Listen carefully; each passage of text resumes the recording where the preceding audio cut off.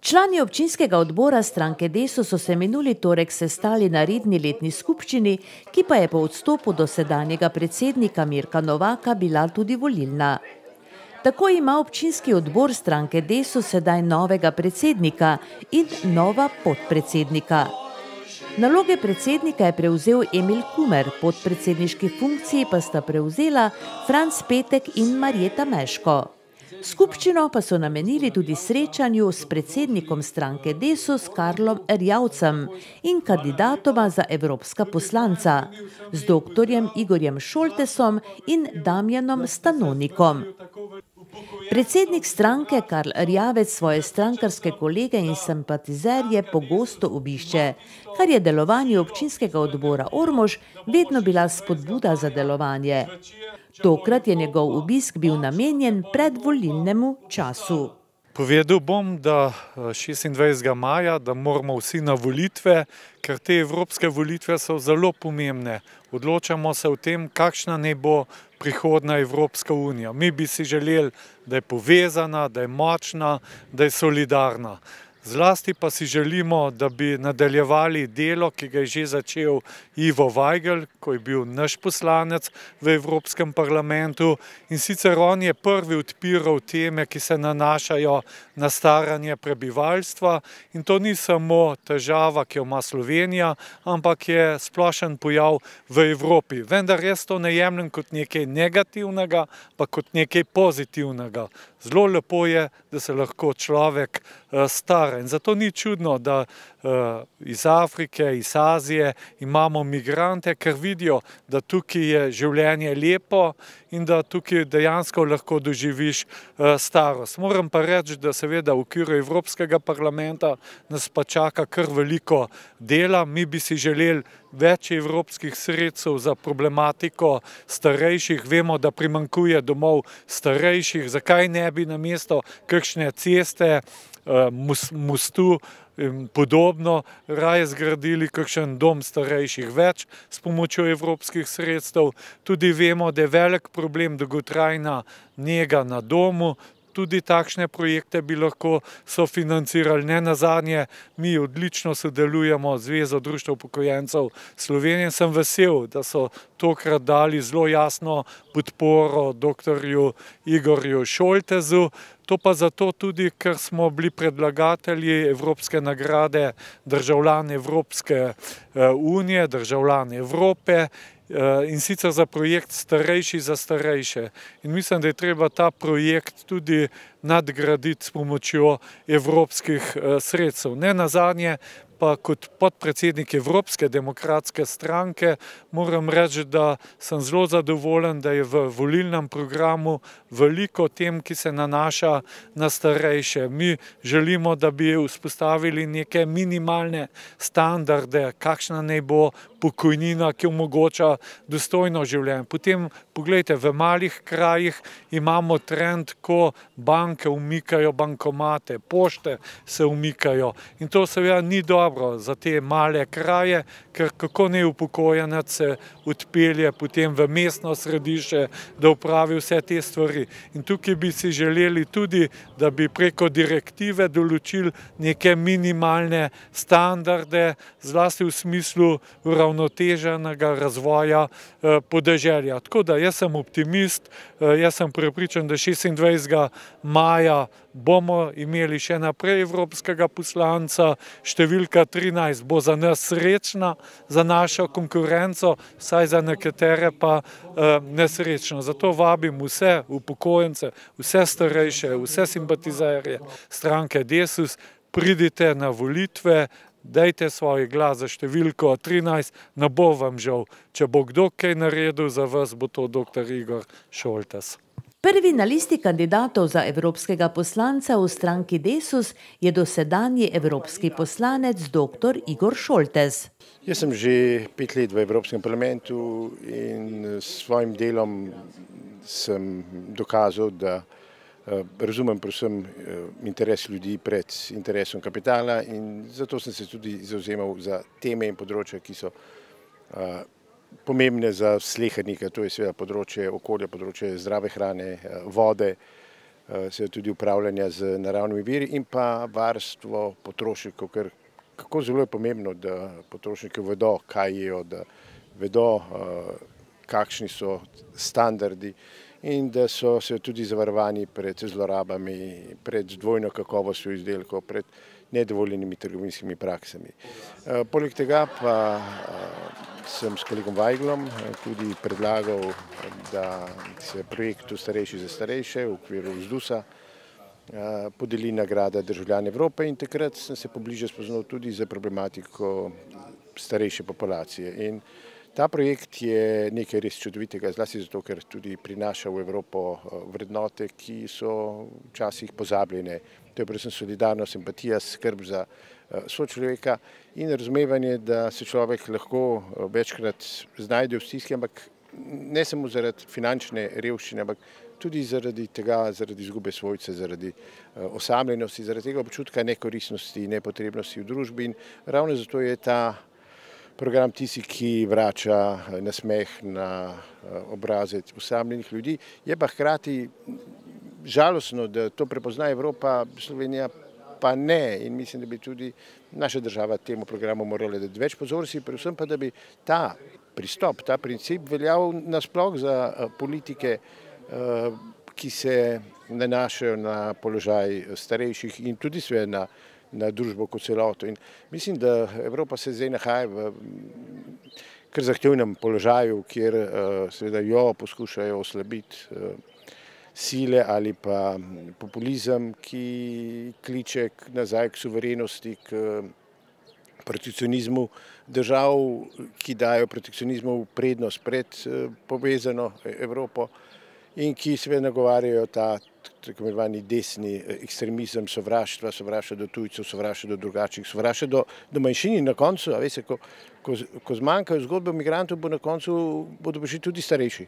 In staromorništvo bo eno od velikih problemov prihodnosti, zlasti, če se zavedamo, da je že vsak četrti Evropejec starejši od 65 let, da po letu 2020 bo na planetu Zemlja več tistih, ki so starejši od 65 let, kot tistih, ki so mlajši od 5 let. In to kliče k celovitemu programu, k celovitemu urejanju in spremljanju in odgovoru na izzive dolgožive družbe.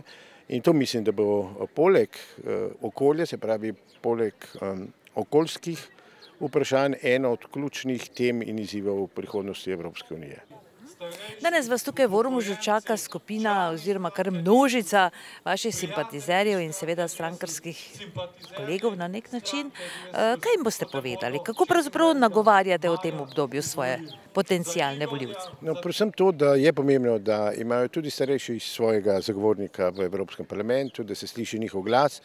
In v teh dneh kampanje se mi zdi, da sem dobil ogromno enega, temu se reče, feedbacka, odziva, ki priča o tem, da starejši so spregledani, da se z njimi tudi Evropa ukvarja šele posredno, ker daje prednost tem investicijam, daje prednost digitalizaciji, daje prednost, kar sicer ni nič narobe, ampak ne pozabi, da smo tudi socialna družba, da moramo za trajni mir zagotoviti tudi socialno pravičnost. In tukaj prijemo do tega vprašanja, te socialne pravičnosti, kjer imamo na prvem mestu vprašanje solidarnosti, sodelovanja in pa tega družbenega dogovora, da to pomeni tudi sodelovanje med generacijami, zaupanje. In če imamo na eni strani mlade, ki so v relativni negotovosti, tudi glede negotovih delovnih mest, in na drugi strani starejših, ki praktično zaradi sistema odmer pokojnin, ki jih imamo, živijo pod ali tik nad pragom revščine, ampak govorimo 63% celotne populacije, to pomeni, da je nekaj narobe, da moramo stvari korenito spremeniti in mislim, da eden od pomembnih korakov je tudi Evropa. Evropa na način, da se vzpostavi agencija za starejše, ki bo združevala te politike vprašanja in postavljajo tudi standarde pokojnin, ki zagotavljajo človekovo dostojanstvo. In to so stvari, ki jih ne gre podcenjevati, ker veste, reševanje ali pa Evropa je naša prihodnost, je projekt miru in lahko jo rešimo in ohranimo samo na način, da prisluhnemo ljudem. Ne bojo rešila niti ulica, niti rumeni jopiči, niti glas res razžaljenih in pozabljenih, niti zgodbe o renesansi tistih, ki živijo v zasraženih elizejskih palačah, ampak Evropa bo res rešil spet stik z ljudmi. S tistimi, ki so potisnjeni ob rob, s tistimi, ki gledajo z grozo, kaj se dogaja njihovim otrokom, njihovim staršem. Pač to perspektivo Evrope moramo vrniti, ampak kot rečeno, mislim, da je ključ do tega ravno vzpostavitev spet novega družbenega dogovora, socialne pravičnosti, nekaj, kar smo že imeli po drugi vojni, ko smo ravno zaradi zavedanja o tem, da je človek tisto, kar moramo usmeriti politiko, in da edino ta sistem lahko preživi, da povečuje družbeno odgovornost in zagotavlja nekaj, kar je zelo pomembno, da tudi delodajalci razumejo, da so lahko uspešni, kadar imajo zadovoljne delavce. Torej boste samo nadaljevali svoje delo, kolikor boste znova izvoljeni? Lahko rečem, da ga bom nadgradil, da bom zeleno nadgradil z dolgoživo družbo. Igor Šoltes se je hitro pridružil zbranim pri ormoškem ribniku. Na družabnem delu se je celo pridružil ansamblu in veselo zaigral na bas kitaro. In tako s svojo družabnostjo navdušil. Med gosti je bil tudi kandidat za evropskega poslanca Damjan Stanonik, ki pravi: Moja kandidatura je povezana z gospodom Vajglom. Jaz sem v zadnjem mandatu delal v pisarni evropskega poslanca Iva Vajgla v Bruslu in k temu me je nagovoril prav gospod Vajgl, ker se mu je zdelo, da to znanje, ki sem ga pridobil v zadnjem mandatu, lahko uporabim tudi naprej. Nenazadnje smo se v naši pisarni zelo močno angažirali na področju pravic starejših, na medgeneracijskem sodelovanju in dejansko je nekaj znanja ostalo, ki ga lahko uporabimo tudi naprej. Pa ni nujno seveda, da je to funkcija evropskega poslanca, lahko je tudi nadaljnje delo v parlamentu ali pa na katerem drugem področju. No, kot pravite in kot tudi verjamemo, ste seznanjeni seveda z vsemi dejavnostmi, aktivnostmi poslancev iz vaše stranke. Torej bi nadaljevali delo, ne? Bi morda še kaj dodali, kaj spremenili? Ja, moram reči, da se mi je zdela ta izbira stranke Desus, da je po odločitvi gospoda Vajgla, da ne bo več sodeloval na naslednjih evropskih volitvah, da za nosilca izbere gospoda Igorja Šoltesa, zdela posrečena, upravičena in podpore vredna, ker v preteklem mandatu smo večkrat sodelovali z pisarno gospoda Šoltesa na področju starejših medgeneracijskega sodelovanja in mislim, da je to dober obet za naprej. Bo pa seveda potrebno nadgraditi preteklo delo. Konec koncev je v zadnjem mandatu bil v Evropski uniji sprejet steber socialnih pravic, to gre za 20 načel, na kateri se jih kar nekaj nanaša tudi na področje starejših in lahko pričakujemo, da bo prišlo do konkretizacije teh načel in določitve nekih standardov, evropskih standardov tudi na tem področju. Nenazadnje gre za minimalne penzije, za dostojne prihodke, za dolgotrajno oskrbo, za pravico starejših do osnovnih storitev, do javnih storitev, tako da dela ne bo zmanjkalo. Veliko uspeha vam želim. Hvala lepa za prijaznost in naj še dodam, da se v Ormožu počutim odlično. Zdaj sem srečal veliko prijateljev, ki so nas obiskali v preteklem mandatu v Bruslu in mislim, da so bili ena krasna ekipa, kjer je med nami nastalo prijateljstvo in me veseli, da sem spet tukaj. Na listi stranke Desus za evropske poslance razen doktorja Igorja Šoltesa in Damjana Stanonika kandidirajo še Tereza Novak, izvršna direktorica Slovenske filantropije, Zdenka Gajzer, upokojenka, Vitomir Mavrič, podjetnik, Maja Sušec, vodja oddelka kontrole kakovosti v Leku, Peter Boršič, pospeševalec prodaje v Vina Kras in Vesna Dragan, vodja sektorja za stanovanja na okoljskem ministrstvu.